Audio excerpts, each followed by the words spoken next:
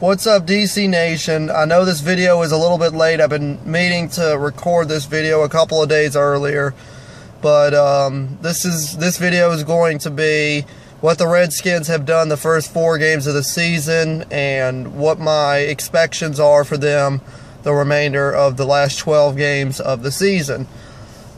Alright, well, first of all, as you guys know, we had our bye week early, and it came at the right time because we have a shit ton of injuries. We've got 2 running backs hurt, and a majority of our defense is hurt as well. Like our 3rd round pick is out. Our second round pick is out. I want to say we had like 2 first round picks that are out, and man, I want to say our tight end's actually hurt too. But this bye week came right when we needed it to.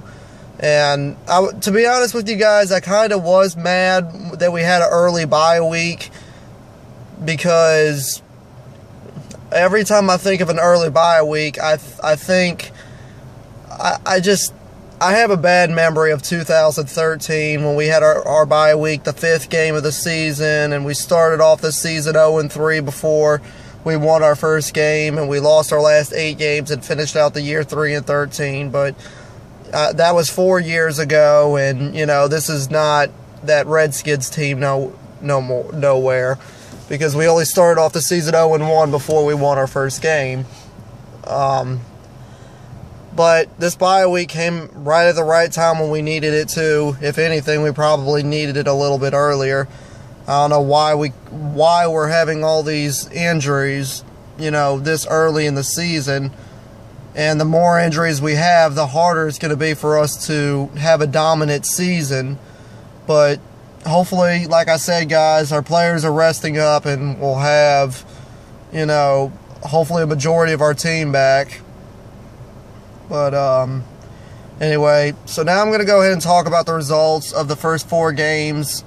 Game 1, we lost to the Eagles. The Eagles snapped our 5-game win streak. That was the first time the Eagles have beaten us since the first time we played them in 2014. And the reason why they won the game was because of a bullshit call with Kirk Cousins' incomplete pass that they called for a fumble, and Philly scored 8 points off of that, and we lost the game, I want to say 31-20, even though we were losing the game by a field goal, and we were driving down the field, and I guarantee you, with all that time we had, we weren't going to kick a field goal, tie the game, and go into overtime and see who wins there. We were going for that touchdown and win the game ourselves. But the referees knew that. But they wanted to make sure that they called such a bad call that they could get away with, and they planned it out, and they did. And that's how we lost the first game of the season. But when we play the Eagles in 2 weeks from now on Monday Night Football in Philadelphia, they're going to get what's coming to them. Trust me. I don't give a shit about the Eagles' 4-1 record right now. They're the only team in the NFC East that won this week, so. But the Eagles haven't really played anybody worth a damn to be where they're at. If anything, the Eagles should have 2 losses right now. Alright, game 2, we played the Rams, and we won by, like, I want to say we won by 7. It was like 27-20, and that was a close game, and we took that game, we got our first win of the season, evened up the record. The running game looked great that game, for sure. Robert Kelly went off, Chris Thompson went off, and Samaje Perine went off. And that was probably the best run game we've ever had in a while. Game 3, Sunday Night Football against the Raiders. We pounded the shit out of the Raiders. Like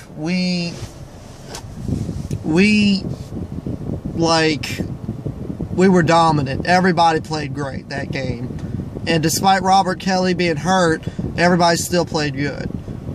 Alright, well, game 4 comes around, Monday Night Football. We're going to Kansas City. And it's a tie ball game. And Kirk Cousins throws a pass to Josh Doxson, which he caught. First of all, the chief defender is holding the son of a bitch all the way through the red zone. The refs didn't call holding. Then he grabs him in the freaking face. They didn't call the face mask call.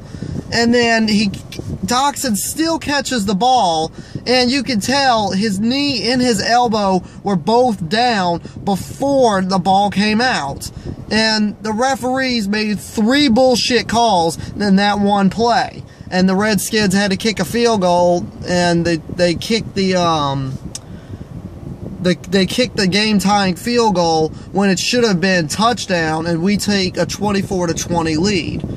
Also, Bashard Breeland penalty on 3rd down killed us. If it wasn't for that play right there, along with the Redskins touchdown that puts us up by 4, then the Chiefs only have 1 play left, because it'd be like 4th and 5, and the field goal does not help the Chiefs. They have to score a touchdown, or they have to get the 1st down, because there's still like I want to say like 40-something seconds left in the clock. And if they don't get that 4th down, it's turnover on downs. Redskins win the game, 24-20. And that's it. So that's how we're 2-2, because of some bullshit calls. Alright, now for the rest of the schedule. I want to say next week, this coming up week, we're going up against the 0-5 49ers, a team we haven't beaten since 2005. That ends today, or this week, 49er fans. You guys are not going to get your first win of the season against us. Your record is going to fall to 0-6, and we're going to take that win. Took us long enough to beat you guys, but we're going to get that win and move up to 3-2. Alright, in a couple weeks, Monday Night Football against the Eagles in Philadelphia. Eagle fans, we're coming for your ass. Especially since you guys knew you got that fluke call win the first time. We're coming. Alright, after that, I believe we're going to Seattle to play the Seahawks, and I'm not worried about that game. I was earlier this season because of the way the Seahawks have been playing the last 4 or 5 years. But no, the Seahawks are trash this year, so I'm not worried about it. Alright, then we're going up against the Vikings, and that's our homecoming game, so we ought to beat them. Then we're going to New Orleans against the Saints. I'm going to that game, and I know we're going to win.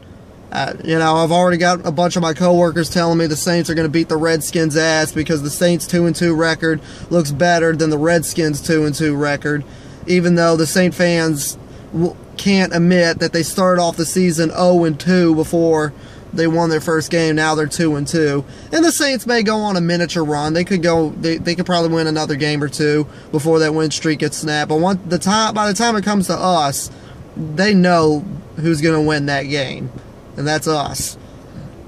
It may not be as brutal as we beat them in Landover in 2015, but it's going to be enough to win for sure. We're probably going to have a 2-possession victory, maybe 3.